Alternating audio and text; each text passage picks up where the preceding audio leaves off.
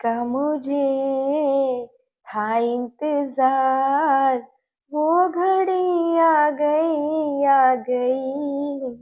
દરેક મારા વાલા વિદ્યાર્થીઓને મારા તરફથી જય શ્રી રામ। એકવાર તમે જે ભગવાન જે માતાજીને માનો છો એમનું નામ કોમેન્ટની અંદર લખી દેજો એટલે મને મજો પડી જાય અને તમારું 2 દિવસ પછીનું 26 તારીખે તમારું જે પેપર છે એ પેપર તમારું સુપર ડુપર હિટ જવાનું છે।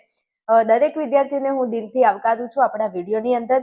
મને ખબર છે કે તમારું 26 તારીખે પેપર છે ઇકોનોમિક અર્થશાસ્ત્ર ધોરણ 12 કોમર્સ અને આર્ટ્સ આ બંને ફેકલ્ટીના જે વિદ્યાર્થીઓ છે એમનું 26 તારીખથી આપણી એક્ઝામની શરૂઆત થાય છે અને તમારો જે વિષય છે અર્થશાસ્ત્ર આ અર્થશાસ્ત્રનું પેપરની શરૂઆત થાય છે। તમને એવું લાગી રહ્યું છે તમે ચિંતામાં બેઠા છો કે હવે 2 દિવસ છે મારી જોડે હું શું કરું શું ના કરું તમને કાંઈ સૂઝતું નથી કાંઈ ખબર જ નથી પડતી તો કોઈ ચિંતા કરવાની જરૂર નથી ગભરાવાની બિલકુલ જરૂર નથી। આર્યન ક્લાસીસની ચેનલ તમારી સાથે છે હું તમારી સાથે છું હું તમને સપોર્ટ કરું છું આજ દિવસ સુધી સપોર્ટ કર્યો છે અને હવે પણ તમને બોર્ડની એક્ઝામની અંદર સપોર્ટ કરવાની છું। એ મારા વાલા વિદ્યાર્થીઓ જે આપણી ચેનલની અંદર રેગ્યુલરલી ભણે છે ચેનલને ફોલો કરે છે ચેનલને સપોર્ટ કરે છે એવા વિદ્યાર્થીઓને જ્યારે મારે સપોર્ટ કરવો હોય તો હું એમના માટે શું કરી શકું તો એવા દરેક મારા વાલા વિદ્યાર્થીઓ જે યુટ્યુબમાં હાલ મારો આ વિડીયો જોઈ રહ્યા છે ચિંતામાં બેઠા છે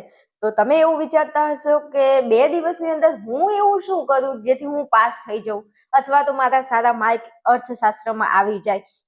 એક થોડી નોર્મલી તમને વાત કરી દઉં તો ગઈ સાલ ધોરણ 12 આર્ટ્સની જો વાત કરવામાં આવે કે કોમર્સની વાત કરવામાં આવે તો સૌથી વધારે નપાસ થવા વાળા વિદ્યાર્થીઓની સંખ્યાનો જે વિષય હતો એ અર્થશાસ્ત્રનો વિષય હતો। સૌથી વધારે વિદ્યાર્થીઓ અર્થશાસ્ત્રમાં ભાઈ ફેલ થાય છે કારણ કે આ વિષય એક એવો છે કે જેમાં અચ્છા વિદ્યાર્થીઓને ફાંફા પડી જાય છે।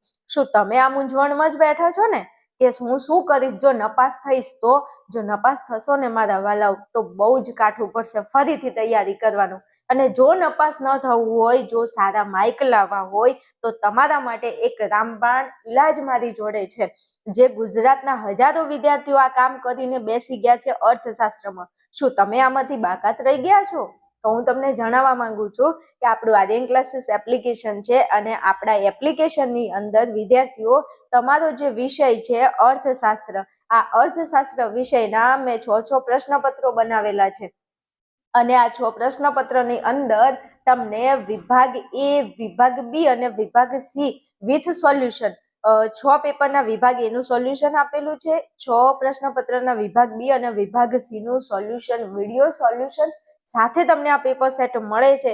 જો તમારે કોઈ ચિંતા ના કરવી હોય કોઈ ટેન્શન ના લેવું હોય તો હજુ 2 દિવસનો ટાઈમ છે 2 દિવસની અંદર તમારું મગજ કોઈ જગ્યાએ લગાયા વગર તમે આપણા આ 6 પ્રશ્નપત્રની ખાલી તૈયારી કરી લેશો તો તમને એમાંથી 90 ગુણનું બેઠું પેપર મળી જવાનું છે। આપણા આ જે એપ્લિકેશનની અંદર આપણું જે અર્થશાસ્ત્ર વિષય આપણા જે સાહેબ ભણાવે છે જે સર ભણાવે છે એમની જોડે જે વિદ્યાર્થીઓ ઓફલાઈનમાં ભણે છે એમને બોર્ડની એક્ઝામમાં 100 માર્કના પેપરમાંથી 100 માંથી 100 ગુણ આવ્યા છે વિદ્યાર્થીઓને। ઘણા વિદ્યાર્થીઓ એવા છે જેમને 100 માંથી 99 95 માર્ક આવેલા છે તો એમના અનુભવના આધારે આ પેપર સેટ ડિઝાઇન કરેલો છે એટલે જો કોઈ ચિંતા ના કરવી હોય કોઈ ટેન્શન ન લેવું હોય તો તમે ફટાફટ આપણા એપ્લિકેશનને ડાઉનલોડ કરી લો। આ વિડીયોની નીચે ડિસ્ક્રિપ્શનમાં એપ્લિકેશનની લિંક આપેલી છે લિંક ઉપર જઈને આ તમે આપણું એપ્લિકેશન ડાઉનલોડ કરી રજીસ્ટર કરી લો અને આ પેપર સેટ ખરીદીને તમે ભણી શકો છો। એકદમ નોર્મલ પ્રાઇસ 99 રૂપિયાની અંદર તમને આખો પેપર સેટ મળી જાય છે એબીસી ના સોલ્યુશન સાથે। કહેવાય ને કે પીઝા કરતા ઓછી પ્રાઇસની અંદર ઓનલી ફોર 99 માં 6 પેપર એની સાથે એબીસી નું સોલ્યુશન પણ તમને મળી જાય છે। હવે બધી વાત સાચી પણ બેન અમારે તમારી જોડે કોન્ટેક્ટ કેવી રીતે કરવો તો અહીંયા તમને સરસ મજાનો મારો કોન્ટેક્ટ નંબર આપેલો છે આ નંબર ઉપર તમે મને ફોન મેસેજ કરીને વધારે માહિતી મેળવી શકો છો। ઓકે મારા વાલાઓ ચલો કોઈ વધારે હવે ડિસ્કસ નહીં ફટાફટ તમે આ વિડીયોની અંદર આગળ વધવાનો છો। એકવાર વિડીયોને અંત સુધી જોઈ લેજો જો તમને આ વિડીયોની અંદર 1000% કોન્ફિડન્સ આવી જશે કે નહીં વિડીયોની અંદર સરે જે ભણાવ્યું છે ને એ બેસ્ટ ભણાવ્યું છે અને એવી રીતે ભણાવ્યું છે ભણાવવા ખાતર નથી ભણાવ્યું તમને યાદ કેવી રીતે રહી જાય ને એની પૂરેપૂરી કોશિશ આ વિડીયોની અંદર કરવામાં આવી છે। જો વિડીયો ન ગમે ને તો હું તમને એવું કહેવા માંગુ છું કે મારી ચેનલને તમે અન સબસ્ક્રાઇબ કરી લેજો, પણ વિડીયોની અંદર એકવાર બન્યા રહેજો, જોઈ લેજો કે તમને કયા લેવલનું ભણાવવામાં આવે છે. ઓકે, ચાલો શરૂઆત કરો, ફટાફટ કન્ટિન્યુ કરો, વિડીયોની અંદર આગળ વધો. Hello friend, welcome to my channel Aryan classes. Aryan ક્લાસીસમાં હું તમામ ધોરણ 12ના વિદ્યાર્થીઓનું હાર્દિક સ્વાગત કરું છું. ચલો વિદ્યાર્થી મિત્રો, આપણે અર્થશાસ્ત્ર વિષયનો જે પેપર સેટ છે, આ પેપર સેટની અંદર આપણે પ્રશ્નપત્ર 1નો વિભાગ એ છે એનું આપણે ફૂલ્લી સોલ્યુશન કરાયેલું છે. આ વિડીયોની અંદર આપણે પ્રશ્નપત્ર 2નો વિભાગ એનું આપણે સોલ્યુશન કરીશું. બીજું ખાસ તમને એક સૂચના આપી દઉં કે તમે લાઇન ટુ લાઇન પ્રશ્નપત્ર સોલ્યુશન કરજો. હું પ્રશ્નપત્ર 1નો વિભાગ એ સોલ્યુશન કરાવ્યો છે, તો પહેલાં એને સોલ્યુશન કરજો, પછી પ્રશ્નપત્ર 2 ઉપર આવજો, પછી 3, 4, 5, 6 આ રીતના હેડે. એનું કારણ છે કે પ્રશ્નપત્ર 2ની અંદર કોઈ ક્વેશ્ચન આવે અને ફરી હું તમને એમ કહું પ્રશ્નપત્ર 1ની અંદર આ પ્રશ્નપત્ર ફેરવીને આ રીતના પૂછે છે, મેં એવી વાત કરી છે. તો એ વાત તમને ગળે ક્યારે ઉતરશે? તમે પ્રશ્નપત્ર 1 સોલ્યુશન કર્યું છે, જોયું છે ત્યારે. એમ તો ખાસ કામ કરો છો તો ગધા મજૂરી ના કરતા, એમ થોડું સ્માર્ટ વર્ક કરજો. હું જે કહું છું એ રીતના વર્કિંગ કરશો તો 100% બેસ્ટમાં બેસ્ટ રિઝલ્ટ આવશે. મારા ક્લાસની અંદર કેટલાય ઓફલાઈન વિદ્યાર્થીઓ છે કે જેને ઇકોનોમિક્સમાં 100માંથી 100, 99, 98 માર્ક્સ આવ્યા છે. એમને જે પ્લાનિંગ આપું છું એ જ પ્લાનિંગથી તમને વર્કિંગ કરાવડાવું છું. ઓકે ને? ઓકે, ચલો હવે તમારો સમય વધારે નથી લેવો, આપણે શરૂઆત કરીશું પ્રશ્નપત્ર 2નો વિભાગ એ. ઓકે, ચલો શરૂઆત કરીએ. આપણે સીધા પોઈન્ટ ઉપર આવતા રહીશું. પ્રશ્નપત્ર જે પ્રશ્ન 1 છે એની અંદર ચલો શું કીધું છે? આલેખ કયા પ્રકારના વિતરણ માટે દોરવામાં આવે છે? આલેખ કયા પ્રકારના વિતરણ માટે દોરવામાં આવે છે? ચેપ્ટર નંબર 1ની અંદરથી વારંવાર પૂછાતો સ્ટાર વાળો પ્રશ્ન છે કે આલેખ કયા પ્રકારના વિતરણ માટે? તો આલેખ સતત વિતરણ માટે દોરવામાં આવે છે. આલેખ કયા પ્રકારના વિતરણ માટે દોરવામાં આવે છે? સતત વિતરણ માટે દોરવામાં આવે છે. તો આ ચેપ્ટરમાંથી 2 પ્રશ્નો એવા છે જે ચવાઈ ગયેલા છે. એક આલેખ કહેતો સતત આવૃત્તિ વિતરણ માટે, તમને આકૃતિ પૂછી લે. શું પૂછી લે? આકૃતિ. આકૃતિ કયા પ્રકારના વિતરણ માટે દોરવામાં આવે? તો જવાબ આવશે તમારો અસતત. 2025ના પેપરમાં પૂછાઈ ગયો કે આકૃતિ કયા પ્રકારના વિતરણ માટે? તો અસતત વિતરણ માટે દોરવામાં આવે છે. અને જો આલેખ પૂછે તો સતત આવૃત્તિ વિતરણ. 2025માં પ્રશ્ન પૂછાઈ ગયો આકૃતિ કયા પ્રકારના? તો અસતત. એ પ્રશ્ન પૂછાય તો આપણે આવડશે. પણ જો તમને 2026ની અંદર એવો પ્રશ્ન પૂછે કે આલેખ કયા પ્રકારના વિતરણ માટે? તો તમારો જવાબ આવશે સતત. આ બંને પ્રશ્નો સ્ટાર વાળા છે, તૈયાર કરી નાખજો. કન્ફ્યુઝન વાળા ક્વેશ્ચન છે એટલા માટે. ચલો આગળ વાત કરીએ પ્રશ્ન નંબર 2 ની અંદર. આર્થિક માહિતી અંગેનો ડેટા સીડી કોણ તૈયાર કરે છે? આર્થિક માહિતી અંગેનો ડેટા સીડી કોણ તૈયાર કરે છે? ચેપ્ટર નંબર 1નો ક્વેશ્ચન છે. તો આની અંદર આપણો જવાબ આવશે ઓપ્શન નંબર સી, પ્રયોગશાળાઓ, સંશોધન કેન્દ્રો અને સરકાર. આ શું તૈયાર કરે છે? આર્થિક માહિતી અંગેનો ડેટા સીડી, કોમ્પોસ્ટ ડિસ્ક. સીડીનું પૂરું નામ છે કોમ્પોસ્ટ ડિસ્ક. ક્લિયર? એ શું કરે છે? આર્થિક માહિતી અંગેનો ડેટા સીડી તૈયાર કરે છે. સ્ટાર વાળો પ્રશ્ન છે, વારંવાર પરીક્ષાની અંદર પૂછાય છે.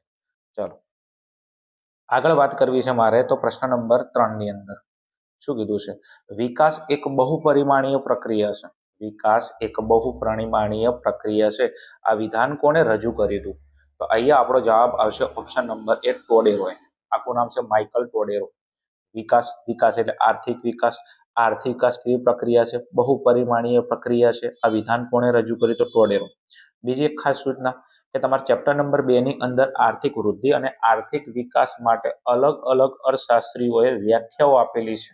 ઓકે, તો એ વ્યાખ્યા ઉપર તમે થોડી નજર મારી લેશો કે આ વ્યાખ્યા કોને કીધેલી છે. ઓકે, આ તો તમને સ્વાધ્યાયમાં બેઠો ક્વેશ્ચન આપેલો છે અને જે પૂછાય છે એટલા માટે આ પ્રશ્નપત્રની અંદર સમાવેશ કરેલો છે. પણ બીજા બી ક્વેશ્ચન આને રિલેટિવ છે. તો આર્થિક વિકાસ અને વૃદ્ધિની ચેપ્ટરમાં બીજી વ્યાખ્યાઓ તમને આપેલી છે, તમે થોડી નજર મારી લેજો. ઓકે, વિકાસ એ બહુપરિમાણીય પ્રક્રિયા. આ વિધાન કોણે રજૂ કર્યું? તો ટોડેરોએ રજૂ કર્યું હતું. આગળ વાત કરવી છે તો પ્રશ્ન નંબર 4ની અંદર 2014માં વિશ્વમાં માનવ વિકાસાંક એટલે એની તરફ HDI કહેવાય. શું કહેવાય? HDI દ્રષ્ટિએ ભારતનો ક્રમ કેટલામો હતો? માનવ વિકાસાંકની દ્રષ્ટિએ ભારતનો ક્રમ કેટલામો હતો? તો તમને ખબર હશે કે HDI ની અંદર 2014ની અંદર 188 દેશોએ ભાગ લીધો હતો. ટોટલ કેટલા દેશો? 188 દેશોનો સમાવેશ કરવામાં આવ્યો હતો. અને એમાં ભારતનો ક્રમ કયા નંબરનો હતો? 130મો ક્રમ હતો. ભારતનો કયો ક્રમ હતો? 130મો ક્રમ હતો. અને 130મા ક્રમ સાથે ભારતનો માનવ વિકાસ આંક HDI કેટલો હતો? તો 0.609. મોસ્ટ IMP પ્રશ્ન. 2014માં માનવ વિકાસાંક એટલે કે એચડીઆઈની દ્રષ્ટિએ બરોબર ભારતનો ક્રમ કેટલો હતો તો 188 દેશો હતા, એમાં ભારતનો ક્રમ કેટલો હતો 130, અને 130મા ક્રમ સાથે ભારતનો માનવ વિકાસાંક કેટલો હતો 0.609. હવે એચડીઆઈ નું મૂલ્ય પહેલા કેટલું હોય તો એચડીઆઈ નું મૂલ્ય હોય છે 0 થી 1 ના વચ્ચે. એચડીઆઈ નું મૂલ્ય કેટલું હોય 0 થી 1 ના વચ્ચે. એમાં ભારતનો એચડીઆઈ બરોબર છે કેટલો હતો 0.609. મોસ્ટ આઈએમપી પ્રશ્ન. જો ભારતનો ક્રમ પૂછે તો 130 અને ભારતનો માનવ વિકાસાંક પૂછે તો 0.609 અને માનવ વિકાસાંક કેટલો હોય 0 થી 1. હવે ભારતની વાત થઈ ગઈ. એના પછી વિદ્યાર્થી મિત્રો તમને પ્રથમ ક્રમે પૂછે કે એચડીઆઈ ની અંદર પ્રથમ ક્રમે કયો દેશ હતો. કયા ક્રમે? પ્રથમ ક્રમે કયો દેશ હતો? તો તમારો જવાબ આવશે નોર્વે. તો જવાબ આવશે નોર્વે. અને આ નોર્વેનો જે માનવ વિકાસાંક છે કેટલો હતો 0.944. મોસ્ટ આઈએમપી પ્રશ્ન. આપણું એચડીઆઈ નું મૂલ્ય હાલ જ મેં તમને કીધું 0 થી 1. ઓકે, આની અંદર બરોબર છે પ્રથમ સ્થાને કયો દેશ હશે તો જવાબ આવશે નોર્વે. અને નોર્વેનો માનવ વિકાસાંક તમને પૂછે તો 0.944. પાક્કું. પહેલા નંબરે દેશ કયો? નોર્વે. અને એનો માનવ વિકાસાંક કેટલો હતો 0.944. એના પછી વિદ્યાર્થી મિત્રો તમને છેલ્લા ક્રમે પૂછાય કે માનવ વિકાસ આંક એચડીઆઈ ની અંદર એચડીઆઈમાં છેલ્લા નંબરે કયો દેશ હતો તો છેલ્લા નંબરે હતો નાઇજર. કયો દેશ હતો? નાઇજર. અને આ નાઇજરનો માનવ વિકાસાંક હતો 0.348. પાકું. ભારત પૂછે તો 130મા ક્રમે. ઓકે, ભારતનો માનવ વિકાસાંક 0.609. પ્રથમ ક્રમે પૂછે તો નોર્વે. નોર્વેનો માનવ વિકાસાંક 0.944. અને છેલ્લા નંબરે પૂછે, પહેલો નંબર પૂછે તો નોર્વે, છેલ્લો નંબર પૂછે તો નાઇજર. આ નાઇજર એક શું છે? દેશ છે. જીચો આવેલો છે આફ્રિકા ખંડની અંદર આવેલો છે. ક્લિયર? ચલો, અને એનો માનવ વિકાસાંક કેટલો છે 0.348. પાકું પાકું. આટલી વસ્તુ તૈયાર કરી નાખજો. બીજું માનવ વિકાસ આંક જે આપણો એચડીઆઈ હતો, એચડીઆઈ નું મૂલ્ય કેટલું હતું 0 થી 1. આ પ્રશ્ન વારંવાર પૂછાય છે. એચડીઆઈ નું મૂલ્ય 0 થી 1. ઓકે, અને એનું ઓછામાં ઓછું ન્યૂનતમ મૂલ્ય કહેતો 0 અને મહત્તમ મૂલ્ય કહેતો કેટલું 1. આગળ જવું છે. નેક્સ્ટ પ્રશ્ન નંબર 5. સતત અને સર્વગ્રાહી ભાવ વધારાની સ્થિતિમાં નાણાંનું મૂલ્ય ખાલી જગ્યા થાય છે. હવે સતત અને સર્વગ્રાહી ભાવ વધારો એટલે સતત એટલે ભાવ વધારો સતત વધી રહ્યો છે. સર્વગ્રાહી એટલે દરેક ક્ષેત્રની અંદર ભાવો વધી રહ્યા છે. હવે તમને ખબર છે કે સતત ભાવો વધતા હોય, દરેક ક્ષેત્રની અંદર ભાવો વધતા હોય તો નાણાંનું મૂલ્ય શું થઈ જાય તો ઘટી જાય. તમને ફુગાવાની વ્યાખ્યા છે. ઓકે, કે વસ્તુના ભાવમાં સતત વધારો થાય. ફુગાવાની વ્યાખ્યા શું હતી? વસ્તુના ભાવમાં સતત વધારો થાય તો એને ફુગાવો કહેવામાં આવે છે. અને જ્યારે દેશમાં ફુગાવો થાય ત્યારે નાણાંનું મૂલ્ય શું થઈ જાય છે? ઘટી જાય છે. ઓકે ને? ફુગાવાની વ્યાખ્યા જ હતી કે વસ્તુના ભાવમાં સતત વધારો, અને વસ્તુના ભાવની અંદર સતત વધારો થાય તો દેશની અંદર શું થઈ જાય? તો દેશની અંદર નાણાંનું મૂલ્ય શું થઈ જાય? ઘટી જાય. ઓકે ને? ઓકે, ચલો આગળ જવું છે. નેક્સ્ટ એના પછી આગળ વાત કરીએ પ્રશ્ન નંબર 6 ઉપર. ટૂંકા ગાળાનું ધિરાણ સૈદ્ધાંતિક રીતે કેટલા સમયગાળા માટેનું હશે? ટૂંકા ગાળાનું ધિરાણ. હવે આ ચેપ્ટર નંબર આપણું 4 છે અને ચેપ્ટર નંબર 4 આપણું બેન્કિંગ અને નાણાકીય નીતિ છે. ઓકે, અને એની અંદર બરોબર છે વેપારી બેંકોના મુખ્ય 2 કાર્યો છે થાપણો સ્વીકારવી, ધિરાણ કરવું.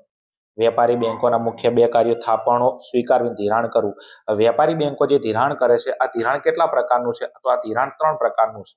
આ ધિરાણ કેટલા પ્રકારનું છે? 3 પ્રકારનું ધિરાણ છે. પહેલા નંબરમાં છે ટૂંકા ગાળાનું ધિરાણ, પછી છે મધ્યમ ગાળાનું ધિરાણ અને ત્રીજા નંબરમાં છે લાંબા ગાળાનું ધિરાણ. ઓકે, હવે તમને કયું ધિરાણ પૂછ્યું છે? ટૂંકા ગાળાનું ધિરાણ. તો ટૂંકા ગાળાનું ધિરાણ કેટલા વર્ષનું હોય છે? તો 1 વર્ષ સુધીનું હોય. જે લોકો કોમર્સના છે એમને તો ખબર પડે કે ટૂંકો ગાળો એટલે એકાઉન્ટની ભાષામાં શું કહેવાય? 1 વર્ષથી ઓછો સમયગાળો.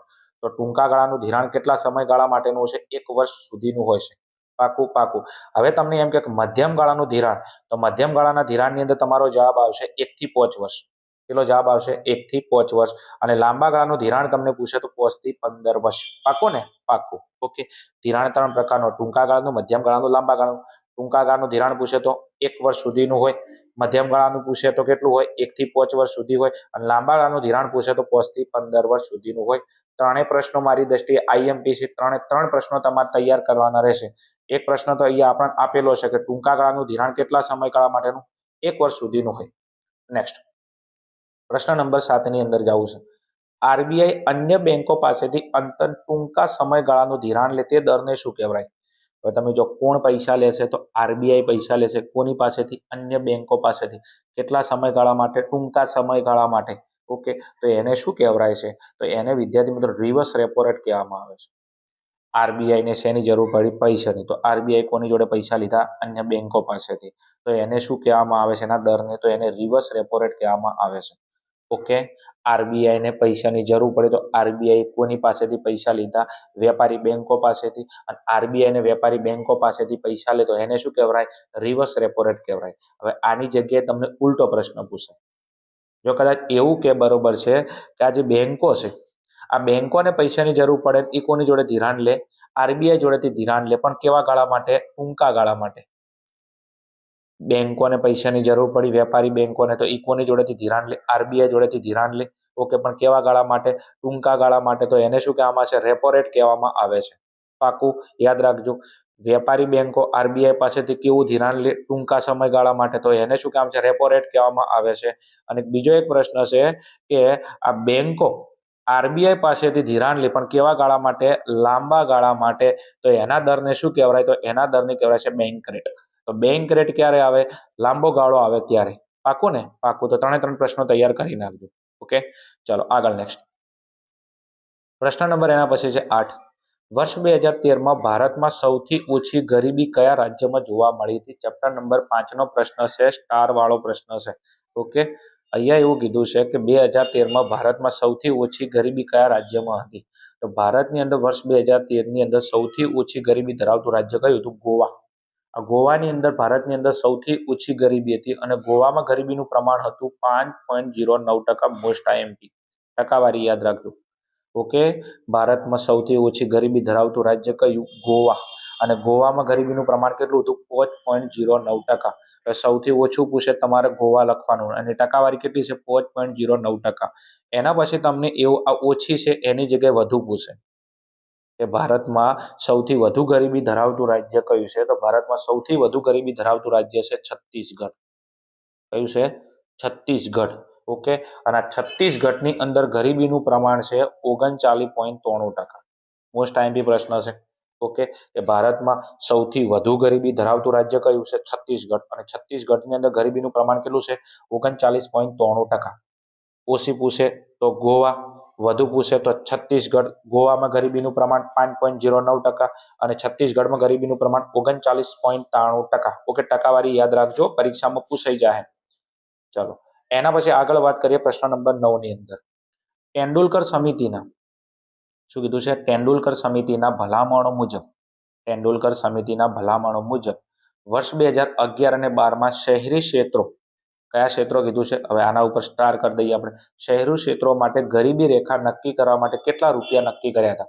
પ્રશ્નપત્ર 1 ની અંદર બહુ પ્રશ્ન ડીપમાં મેં સમજાયેલો હતો, ફરી પાછો પ્રશ્ન આવી ગયો છે.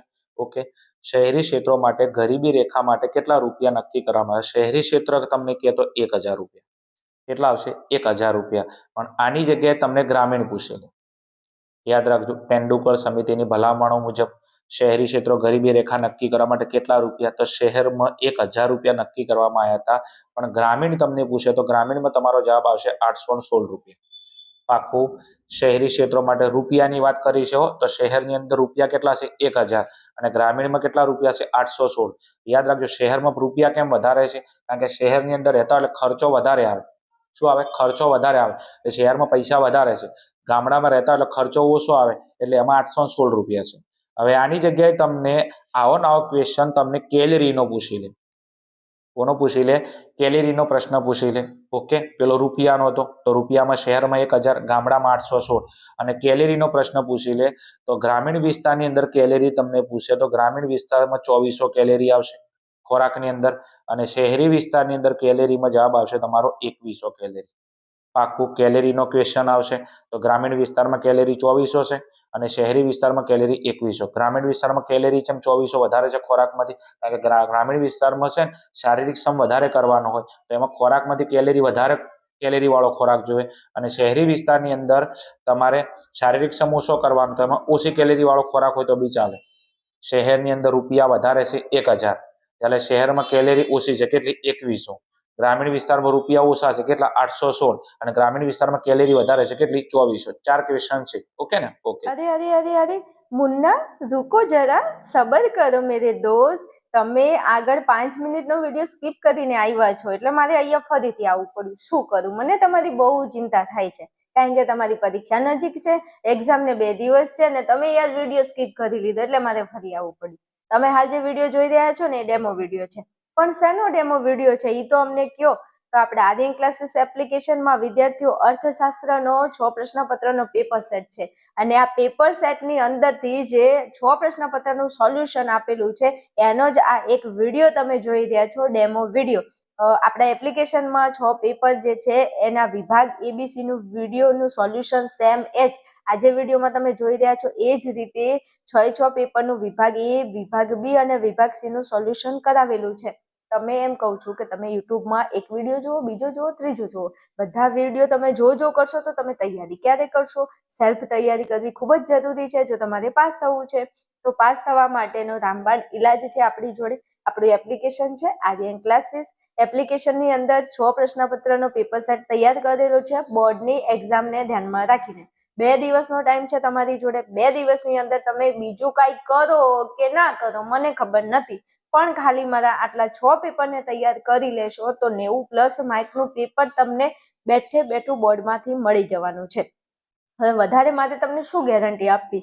મારા એપ્લિકેશન અને મારી આર્યન ક્લાસીસ ચેનલ એકવાર વિઝિટ કરી લેજો, વિદ્યાર્થીઓની કોમેન્ટ જોઈ લેજો અને તમને હું ચેલેન્જ અને ગેરંટી સાથે કહું છું કે એકવાર પેપર આપી અને આવીને 6 પેપર જોઈ લેજો. તમને એમાંથી બેઠે બેઠા પ્રશ્નો જોવા મળશે. પછી તમને એવું ન થાય મારા વાલાઓ કે બેને તો કીધું હતું પણ અમે આ પેપર સેટને તૈયાર ન કર્યું. તો હજુ 2 દિવસનો ટાઈમ છે. ફટાફટ અહીંયા તમને નંબર આપેલો છે, આ નંબરનો કોન્ટેક્ટ કરી અને એપ્લિકેશન ડાઉનલોડ કરી પેમેન્ટ જેવું કરશો તરત તમને પેપર સેટ એપ્લિકેશનમાં મળી જવાનો છે. તો રાહ ના જતો, ફટાફટ શું કીધું, ફટાફટ આ નંબર ઉપર ફોન મેસેજ કરી લેજો. ઓકે, ચાલો કન્ટિન્યુ કરો તમારા વિડીયોને આગળ. નેક્સ્ટ પ્રશ્ન નંબર 10. કયા પ્રકારની ઉત્પાદન પદ્ધતિ બેરોજગારીમાં વધારો કરે છે? કયા પ્રકારની ઉત્પાદન પદ્ધતિ બેરોજગારીમાં વધારો કરે છે? આપણો ચેપ્ટર નંબર 6 નો ક્વેશ્ચન છે બેરોજગારી. કઈ એવી ઉત્પાદન પદ્ધતિ છે જે બેરોજગારીમાં વધારો કરે છે? તમને ખબર છે કે ઉત્પાદનની 2 પદ્ધતિઓ છે. એક છે શ્રમ પ્રધાન ઉત્પાદન પદ્ધતિ, બીજી છે મૂડી પ્રધાન ઉત્પાદન પદ્ધતિ. ઉત્પાદનની પદ્ધતિઓ 2 છે, શ્રમ પ્રધાન ઉત્પાદન પદ્ધતિ, મૂડી પ્રધાન ઉત્પાદન પદ્ધતિ. કઈ ઉત્પાદન પદ્ધતિ છે જે બેરોજગારીમાં વધારો કરે છે? તો તમારો જવાબ આવશે મૂડી પ્રધાન ઉત્પાદન પદ્ધતિ. કારણ કે જે મૂડી પ્રધાન ઉત્પાદન પદ્ધતિ છે એમાં જે ઉત્પાદન થાય છે એ યંત્રો અને સાધનો દ્વારા થાય છે અને યંત્રો અને સાધનો દ્વારા ઉત્પાદન થાય છે જેના કારણથી મજૂરો અને શ્રમિકોને શું નહીં મળતું? કામ મળતું નથી, રોજગારી મળતી નથી. એના કારણથી એ બધા છૂટા કરવામાં આવે એટલે બેરોજગારીમાં શું થાય છે? વધારો થાય છે. પાકું. કઈ બેરોજગારીમાં વધારો કરે છે ઉત્પાદન? તો મૂડી પ્રધાન. કારણ કે એમાં ઉત્પાદન કોના દ્વારા થાય? યંત્રો દ્વારા. યંત્રો ઉત્પાદન કરે તો શ્રમિકોની જરૂર ના પડે, તો શ્રમિકોને રોજગારી ના મળે, એટલા માટે શું બને છે? બેરોજગાર બને છે. હવે આની જગ્યાએ તમને ઉલટો ક્વેશ્ચન પૂછે કે કયા પ્રકારની ઉત્પાદન પદ્ધતિ બેરોજગારીમાં ઘટાડો કરે છે? બેરોજગારીમાં ઘટાડો, તો તમારો જવાબ આવશે શ્રમ પ્રધાન ઉત્પાદન પદ્ધતિ. કારણ કે શ્રમ પ્રધાન ઉત્પાદન પદ્ધતિમાં જે ઉત્પાદન થાય છે એ બધું કોના દ્વારા થાય છે? હાથ દ્વારા થાય છે. હાથ દ્વારા ઉત્પાદન થાય તો એમાં શ્રમિકોની જરૂર પડે. શ્રમિકોની જરૂર પડે તો શ્રમિકોને શું મળે છે? રોજગારી મળે છે. ઓકે, આગળ નેક્સ્ટ. ક્વેશ્ચન નંબર 11 માં જવું છે. અસરકારક માંગના અભાવે કયા પ્રકારની બેરોજગારી સર્જાય છે? અસરકારક માંગના અભાવે કયા પ્રકારની બેરોજગારી સર્જાય છે? તો અહીંયા તમારો જવાબ આવશે ચક્રીય બેરોજગારી. મોસ્ટ આઈએમપી સ્ટાર વાળો પ્રશ્ન છે. અસરકારક માંગના અભાવે કયા પ્રકારની બેરોજગારી સર્જાય? ચક્રીય બેરોજગારી. જેમ આજે બેરોજગારીના અલગ અલગ પ્રકારો છે ચેપ્ટર નંબર 6 ની અંદર. એમાં ચક્રીય બેરોજગારીની વ્યાખ્યા કદાચ તમને ખબર હશે શું છે કે તેજી અને મંદીના કારણે અર્થતંત્રમાં તેજી અને મંદીના કારણે જે બેરોજગારી સર્જાય એને ચક્રીય બેરોજગારી કહેવાય. ઓકે, તો તેજી મંદીમાં કોણ આવે? માંગ આવે. કોણ આવે? માંગ આવે. ઓકે, તો અસરકારક માંગના અભાવે કયા પ્રકારની બેરોજગારી સર્જાય છે? ચક્રીય બેરોજગારી સર્જાય છે. કારણ કે આ બેરોજગારી તેજી મંદીમાં આવે અને તેજી અને મંદીની અંદર કોનો પ્રશ્ન આવે? માંગનો પ્રશ્ન આવે. આગળ નેક્સ્ટ. પ્રશ્ન નંબર 12. સ્વતંત્રતા પછી એટલે આપણે આઝાદ થયા. ઓકે, ક્યારે આઝાદ થયા? 1947. એ તો આપણને ખબર છે ને કે 15મી ઓગસ્ટ 1947 ના દિવસે આપણે શું થયા બેટા? આઝાદ થયા. ઓકે, આગળ હેડો. પછી ભારતમાં સૌપ્રથમ વસ્તી ગણતરી પત્રક કયા વર્ષમાં તૈયાર કરવામાં આવ્યું? આપણે આઝાદ થયા એના પછી ભારતમાં સૌપ્રથમ વસ્તી ગણતરી પત્રક કયા વર્ષમાં તૈયાર થયું? યાદ રાખજો, અહીંયા પત્રક કીધું છે હો બેટા. તમને પત્રક કે કયા વર્ષમાં તૈયાર થયું તો તમારો જવાબ આવશે ઈસવીસન 1951. સ્વતંત્રતા પછી ભારતમાં સૌ પ્રથમ વસ્તી ગણતરી પત્રક કયા વર્ષમાં તૈયાર થયું? તો જવાબ આવશે 1951. ગણતરીનું પત્રક કીધું છે હો, વસ્તી ગણતરી નથી કીધી. ઓકે, જો ગણતરીનું પત્રક કે સ્વતંત્રતા પછી ભારતમાં સૌ પ્રથમ કયા વર્ષમાં તૈયાર થયું? તો 1951 ની અંદર ભારતમાં સૌ પ્રથમ વસ્તી ગણતરીનું પત્રક તૈયાર કરવામાં આવ્યું હતું. અને હવે એવો પ્રશ્ન પૂછે કે ભારતમાં સૌ પ્રથમ વસ્તી ગણતરી ક્યારે કરવામાં આવી? પત્રકમાં 1951, પણ ભારતમાં એવું પૂછે કે સૌ પ્રથમ વસ્તી ગણતરી ક્યારે કરવામાં આવી? તો જવાબ આવશે 1871. ભારતમાં સૌ પ્રથમ વસ્તી ગણતરી કે કયા વર્ષમાં? પત્રકમાં 1951માં, પણ ગણતરી કે તો કયા વર્ષમાં? 1871માં. કોના હાથ નીચે? તો જમશેદજી ટાટા. કોણ? જે જમશેદજી તાતા હતા એમના હાથ નીચે ભારતમાં શું કરવામાં આવી હતી? વસ્તી ગણતરી કરવામાં આવી હતી. સૌ પ્રથમ ક્યારે? 1871 ની અંદર. પછી એવો પ્રશ્ન પૂછે કે ભારતમાં વસ્તી ગણતરી કેટલા વર્ષે થાય છે? ભારતમાં વસ્તી ગણતરી કેટલા વર્ષે થાય છે? તો દર 10 વર્ષે. કેટલા? દર 10 વર્ષે ભારતમાં શું થાય છે? વસ્તી ગણતરી થાય છે. આ પ્રશ્ન 2025 પૂછાયું કે ભારતમાં વસ્તી ગણતરી દર કેટલા વર્ષે થાય છે? તો 10 વર્ષે થાય છે. આના પ્રશ્ન મેં તમને ડીપમાં પ્રશ્નપત્ર 1માં સમજાવી દીધેલો હતો. ઓકે ને? ઓકે, ચલો આગળ નેક્સ્ટ. પ્રશ્ન નંબર 13. ભારતમાં આયોજનનો આરંભ કઈ સાલમાં થયો હતો? ભારતમાં આયોજનનો આરંભ એટલે શરૂઆત. ભારતમાં આયોજનની શરૂઆત ક્યારથી થઈ હતી? તો જવાબ આવશે 1951. ભારતમાં આયોજનની શરૂઆત ક્યારથી થઈ હતી? તો ઈસવીસન 1951 થી ભારતમાં આયોજનની શરૂઆત થઈ હતી. પાકું પાકું, બંને પ્રશ્નો એક જેવા છે, બંનેનો જવાબ સેમ છે. ઓકે, જો ગણતરી પત્રકમાં જવાબ જોયો તો 1951, આયોજનનો આરંભ એમાં જવાબ કયો છે? 1951. આગળ નેક્સ્ટ પ્રશ્ન નંબર 14. ભારતમાં કૃષિ સંશોધન કરતી સંસ્થા કઈ છે? ભારતમાં કૃષિનું સંશોધન કરતી સંસ્થા કઈ છે? તો જવાબ આવશે option number A, ICAR, Indian council of agriculture research. પૂરું નામ ખબર હોય તો ખબર પડે કે એગ્રીકલ્ચર એટલે ખેતી છે, કૃષિ છે. તો ભારતમાં કૃષિ સંશોધન માટે કઈ સંસ્થા કામ કરે છે? તો ICAR, Indian council of agriculture research. આ સંસ્થાનું કામ શું છે? તો ભારતની અંદર કૃષિનું સંશોધન કરવાનું. ઓકે ઓકે, ચલો આગળ નેક્સ્ટ. પ્રશ્ન નંબર 15. આજના સમયમાં વિદેશી વેપારમાં કયું સાધન વધુ ગતિશીલ બન્યું છે? આજના સમયની અંદર વિદેશી વેપારમાં કયું સાધન વધુ ગતિશીલ બન્યું છે? તો જવાબ આવશે મૂડી. સ્ટાર વાળો પ્રશ્ન. આજના સમયમાં વિદેશી વેપારમાં કયું સાધન વધુ ગતિશીલ બન્યું છે? તો જવાબ આવશે મૂડી. એટલે કે મૂડી એક જગ્યાએથી બીજી જગ્યાએ સૌથી વધારે અત્યારે હેરફેર થઈ રહી છે. તમે જોઈ શકો, અહીંથી પૈસા તમે મુંબઈમાં નાખો છો, મુંબઈમાંથી પૈસા ઓય આવે છે, એક દેશમાંથી પૈસા બીજા દેશમાં જાય છે, એક રાજ્યમાંથી બીજા રાજ્યમાં, એક દેશમાંથી બીજા રાજ્યમાં. તો સૌથી વધારે ગતિશીલ હેરફેર કોની થાય છે? મૂડીની થાય છે. બેટા આની જગ્યાએ બીજો પ્રશ્ન પૂછે કે આજના સમયમાં વિદેશી વેપારમાં કયું સાધન વધુની જગ્યાએ ઓછું હાલે? કયું સાધન સૌથી ઓછું ગતિશીલ છે? તો તમારો જવાબ આવશે શ્રમ. એનું કારણ છે કે શ્રમ તમારો જુઓ એક જ જગ્યાએ છે, શ્રમિકો વધારે દૂર જવા તૈયાર નથી. સૌથી ઓછું ગતિશીલ સાધન કયું છે? શ્રમ છે. શ્રમ એક જ જગ્યાએ કામ કરે છે, ભાગ્યે જ એકથી બીજી જગ્યાએ જાય છે, શ્રમની ઓછી હેરફેર થાય છે. એટલા માટે ઓછું ગતિશીલ કે તો જવાબ આવશે શ્રમ, અને વધુ કે તો જવાબ આવશે મૂડી. આગળ નેક્સ્ટ. પ્રશ્ન નંબર 16. ભારતના વેપારના પરંપરાગત ભાગીદાર દેશોમાં કયા દેશોનો સમાવેશ કરી શકાય છે? ભારતના વેપારના પરંપરાગત ભાગીદાર દેશોમાં કયા દેશોનો સમાવેશ કરી શકાય છે? પરંપરાગત એટલે હાલના ભારતીય જે દેશો છે એમાં કયા દેશો એવા છે કે જે ભારતની અંદર ભાગીદારીમાં કામ કરી રહ્યા છે? તો જવાબ આવશે ઇંગ્લેન્ડ અને રશિયા. કયા જવાબ આવશે? ઇંગ્લેન્ડ અને રશિયા. આ કોણ છે? તો આ ભારતના પરંપરાગત ભાગીદાર દેશ છે. કયા કયા? ઇંગ્લેન્ડ અને રશિયા. યાદ રાખજો, સ્ટાર વાળો પ્રશ્ન છે. ભારતના પરંપરાગત ભાગીદાર દેશોમાં કયા બે દેશો છે? તો ઇંગ્લેન્ડ અને રશિયા. આગળ નેક્સ્ટ. પ્રશ્ન નંબર છે બેટા 17. વર્ષ 2011 અને 12માં ઔદ્યોગિક ક્ષેત્રે રોજગારીનું પ્રમાણ કેટલું હતું? વર્ષ 2011 અને 12 ની અંદર ઔદ્યોગિક ક્ષેત્રે રોજગારીનું પ્રમાણ કેટલું હતું? એટલે કે પ્રશ્ન શું કહેવા માંગે છે? આપણું ઉદ્યોગોનું ચેપ્ટર છે. ઓકે, 11 અને 12માં ઔદ્યોગિક ક્ષેત્ર એટલે ઉદ્યોગો કેટલા ટકા રોજગારી પૂરી પાડતા? તો જવાબ આવશે 24.3%. ઓકે, 11 અને 12 ની અંદર ભારતમાં ઉદ્યોગો કેટલા ટકા રોજગારી પૂરી પાડતા હતા? તો તમારો જવાબ આવશે 3%. યાદ રાખજો. ઉદ્યોગો કેટલા ટકા રોજગારી આલતા હતા? રોજગારી પૂછી છે હો. ઓકે, પરીક્ષાની અંદર બેઠા છો તો હોશિયાર હોવું જરૂરી નથી. હોશિયારની સાથે સ્માર્ટ હોવું બહુ જરૂરી છે. અને પરીક્ષામાં સીધો પોલિયો થઈ જાય, સમજે. અહીંયા તમને રોજગારી પૂછ્યું છે કે 11-12 ઉદ્યોગો કેટલી રોજગારી આલતા હતા? 24.3%. હવે આની જગ્યાએ તમને એમ કે ઔદ્યોગિક ક્ષેત્ર, તમને કયો પ્રશ્ન આલે? ઔદ્યોગિક ક્ષેત્ર, બરોબર છે. રાષ્ટ્રીય આવકમાં ફાળો કે તમને કયો પ્રશ્ન આલે? રાષ્ટ્રીય આવકમાં ફાળો. મોસ્ટ આઈએમપી પ્રશ્ન છે એટલા મારે કહેવું પડે છે. ઓકે, કે ઉદ્યોગોનો રાષ્ટ્રીય આવકમાં ફાળો કેટલા ટકા હતો? ઓકે, તો તમારો જવાબ આવશે 27%. રાષ્ટ્રીય આવકમાં ફાળો કે ઉદ્યોગોનો, સમજો, બરોબર છે. રાષ્ટ્રીય આવકમાં ફાળો કોનો? ઉદ્યોગોનો. તો તમારો જવાબ આવશે 27%. ઓકે, ઉદ્યોગો રોજગારી કે કેટલા ટકા રોજગારી આલતા? તો 24.3%. પણ રાષ્ટ્રીય આવકમાં ઉદ્યોગોનો ફાળો કેટલા ટકા હતો? તો જવાબ આવશે 27%. મારી દ્રષ્ટિએ બેમાંથી એક પ્રશ્ન તમારા 2000 અને કયું પેપર 26ના પેપરમાં જોવા મળી શકે છે.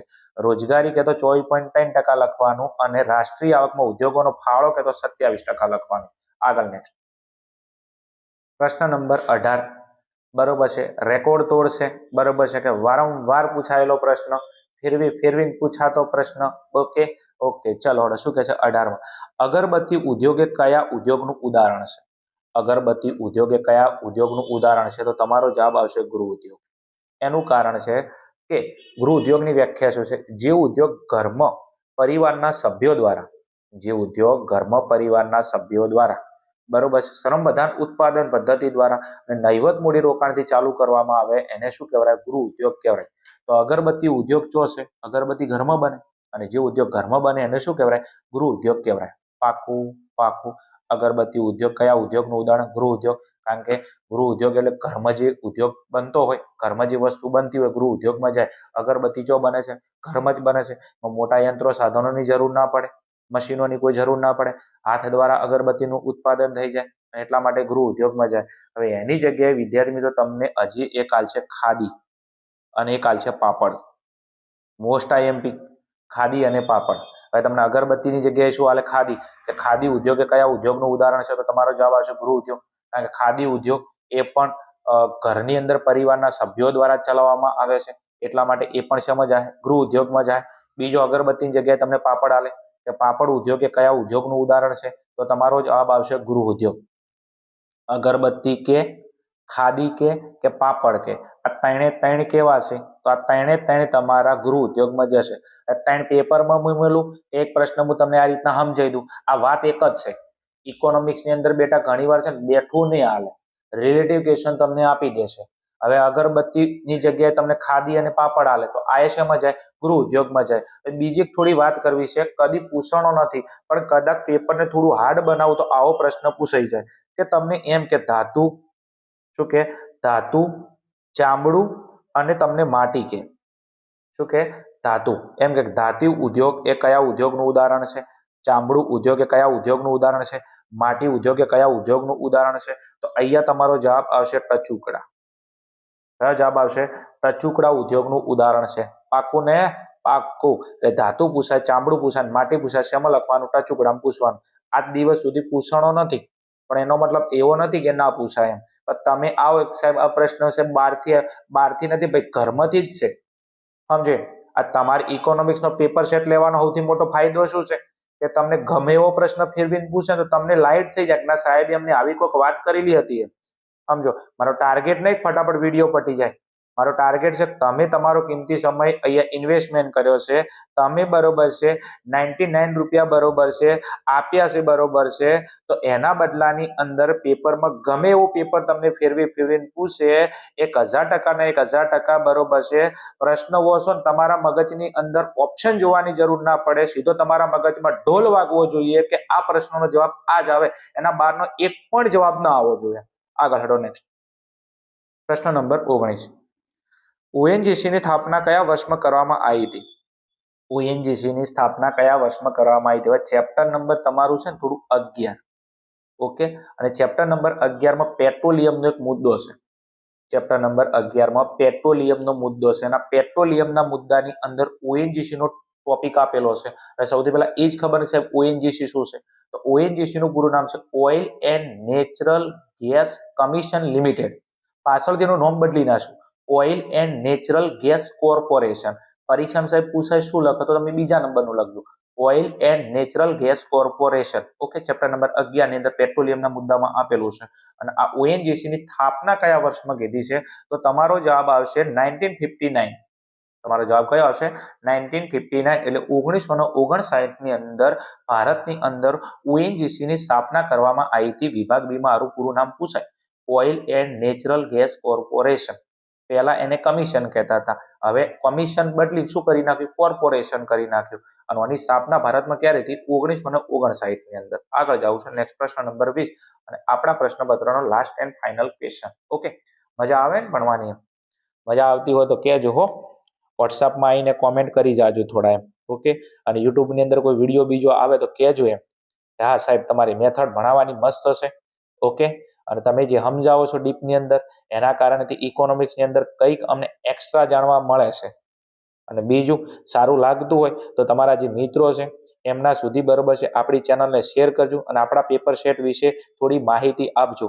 તમારા મિત્રોને પણ ઇકોનોમિક્સની અંદર બહુ સારામાં સારા માર્ક્સ આવે.